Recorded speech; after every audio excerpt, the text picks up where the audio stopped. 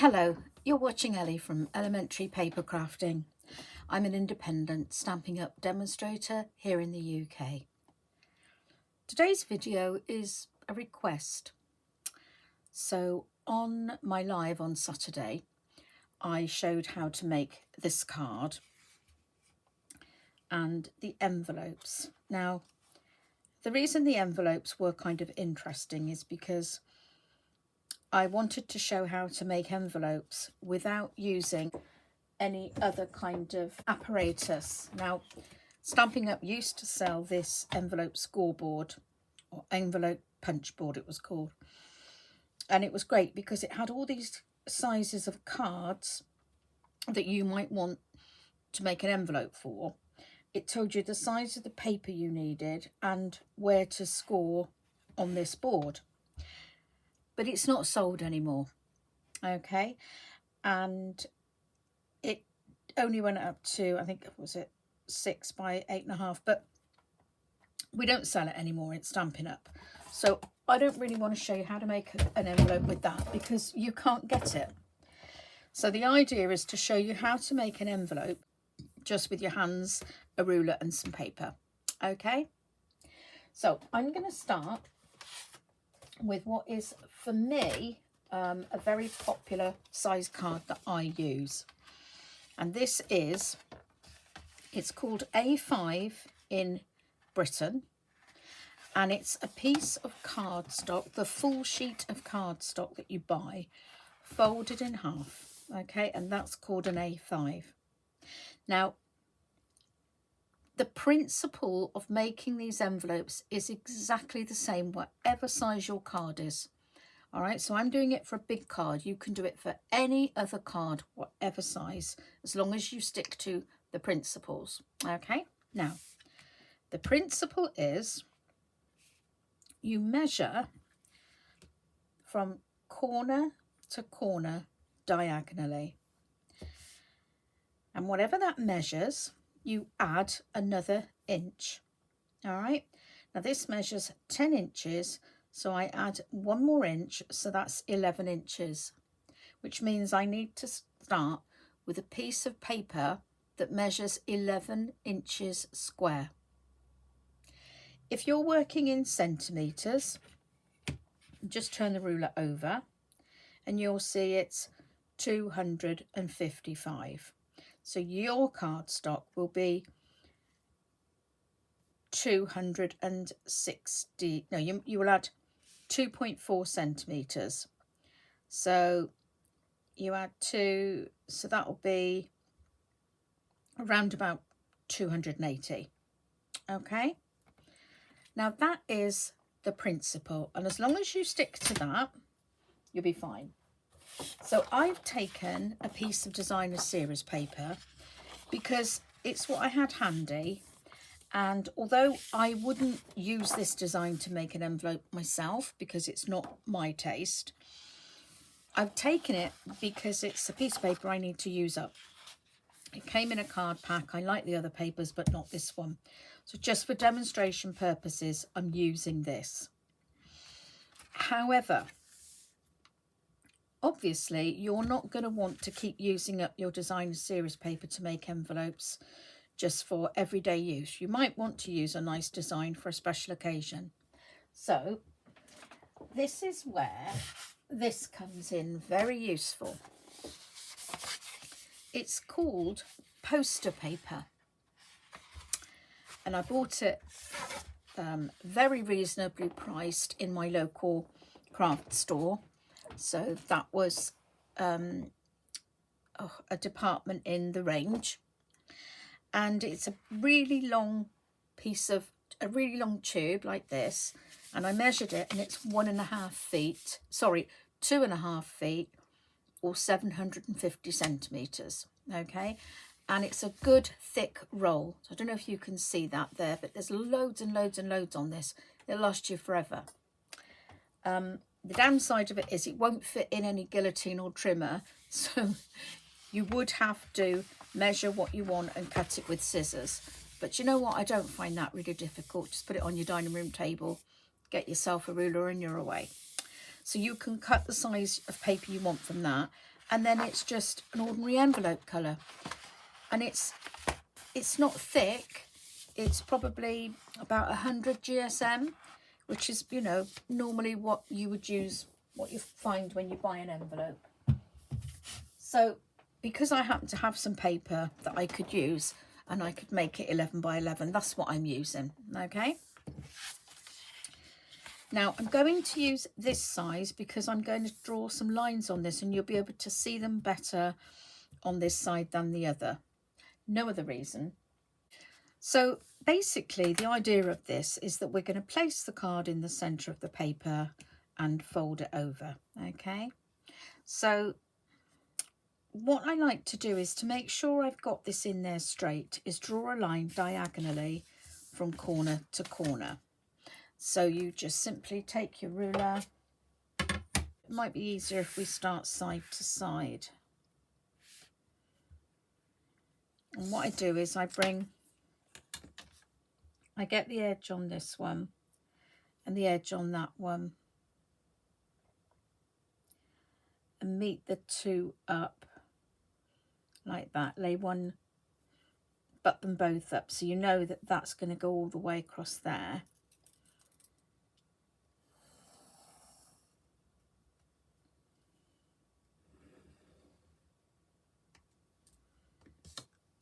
Like so. And then I'll do it again sideways.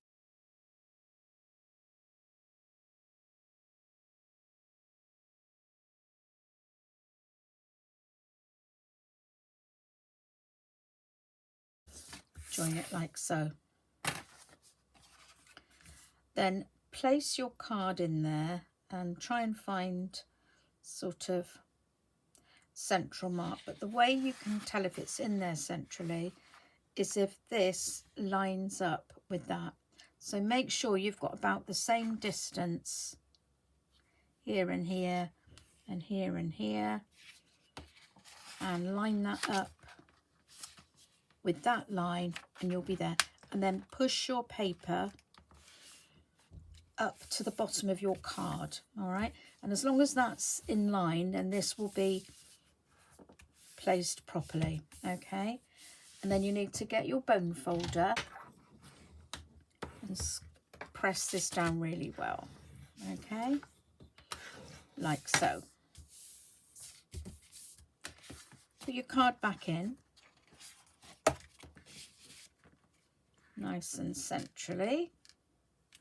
So you look here to get this right, okay?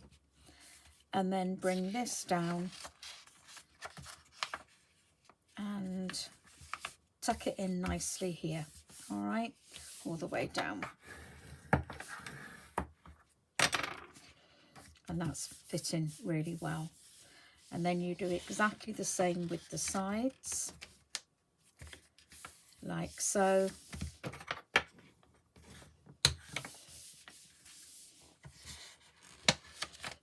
And like so. Okay, and you've got your basic envelope shape. Now, to make this a little neater, you need to take out the sides, these little bits here, okay? It's like a little triangle shape. Now you can just cut them out as a triangle. I'll show you that. So if we just cut it out like so, when it folds up, it will look like that, okay? And that's great for the bottom of your envelope.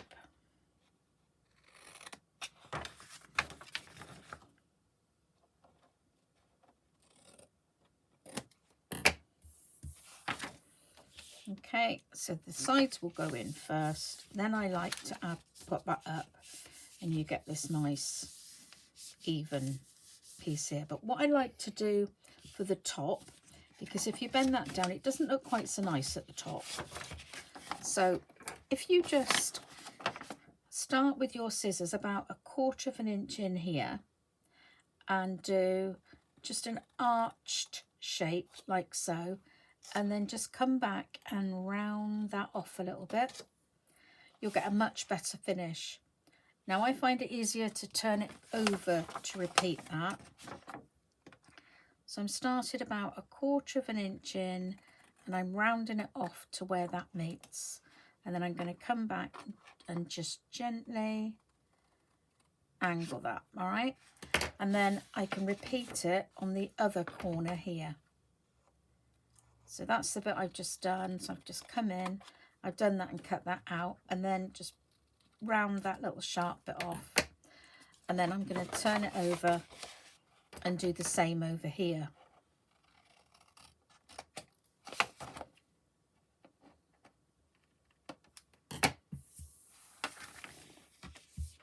So at the top of your envelope, you've rounded it off.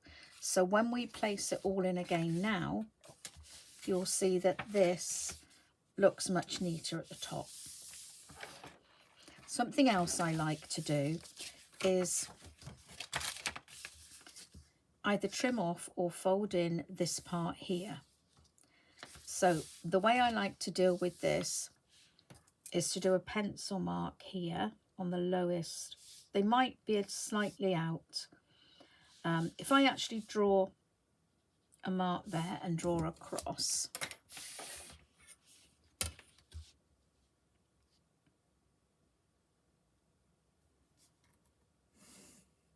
like so, we should get a good finish. So I would normally use my longer scissors here, but this is what's in my hand, so this is what I'm using. So when you fold that up, that looks much more professional, and you can slide your card in easier if this is straight rather than if it's sticking up. And then the final thing I like to do is round this corner. So just pop that in and round it off. Okay, so to finish it off then, I'm going to take my Tombow multi-purpose glue, and I'm just going to put glue along the sides here and fold that up so that all I'm gluing is these two bits here.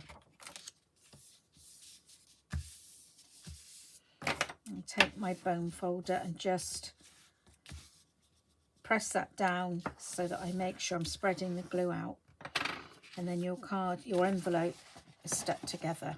Okay, and then you can take your rubber and just rub out that line there. There's no need to rub out the other lines because they're inside and nobody will see them. If you want to just go down a little bit like that, you can, but honestly, nobody is going to look inside the envelope. All right, so you've got a good envelope there, and then if you pop your card in, you'll see that it fits perfectly. Okay, and to seal my envelopes, I would take some double-sided tape and just run it along here and here, or I might use the glue again. Now you might think, if you were using a patterned piece of paper to send it, how would you write your address? Well, you just use an address label. Okay, so that's making the envelope for the A5 size card. Now I'm going to make one for a square card next. It's the same principle, but the drawing of the lines is slightly different. So this time I'm taking a nice large one. So this is 8 inches square. Now, there was a time when I sent these quite often, but the postage in Britain is really high now. And to send a large card like this costs almost twice as much as a normal one. Now, as I said, the principle is the same. You measure from corner to corner, and this is about 11 inches. So I got to start with a paper of 12 inches. Okay, now because this is particularly big, if your card is going to be a little bit on the thick side, maybe you might want to stick something on top. So this card, for instance, it's got a little bit of height to it. So you might need your envelope to be a tiny bit more roomy. So if that's the case, then I would go to, instead of 12 inches, I'd go to 12 1/4, just to give you a tiny bit more room. So here's my 12-inch piece of paper. Now, before we drew a line diagonally, didn't we? When you're doing a square card, you do your measurements on the straight side, all right? So it's from edge to edge, not corner to corner. And you take your piece of cardstock and you place it so that all your corners line up with one of these lines, and you keep moving it until it all fits in or point into one of the lines, okay? And that ensures that it's exactly in the center of the card. And then you do exactly the same thing. You fold up the bottom piece, really crease it well, grab your bone folder,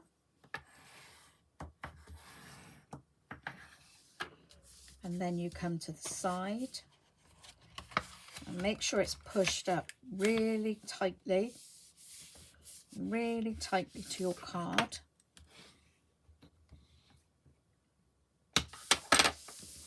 And again with your other side,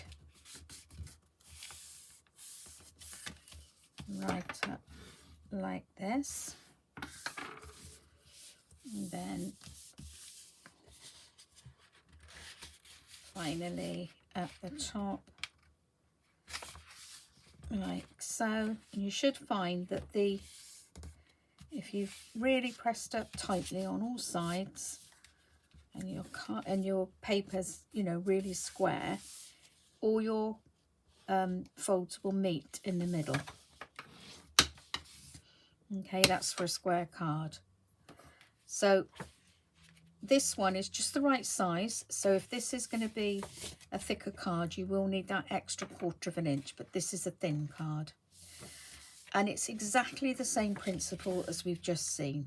All right, so at the bottom, we're going to cut out squarely where we've got that little triangular fold. So that's going to go over and over and up. And then at the top, we're going to cut it out with that little bit of a curve.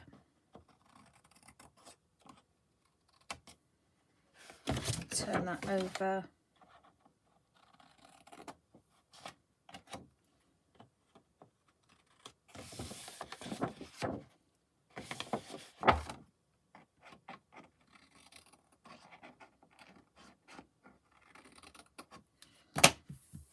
Like so.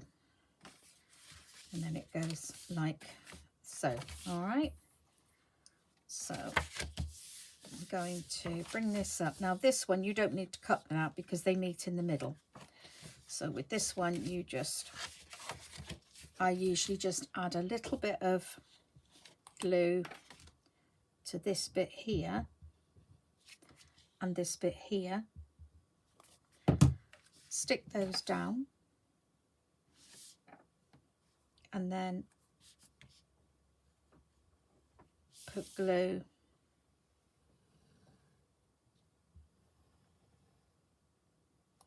on these pieces and match that up. And again, use my bone folder on its edge, and that ensures that the glue spreads out.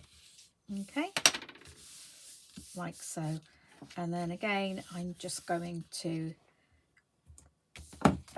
use the corner rounder on the top there.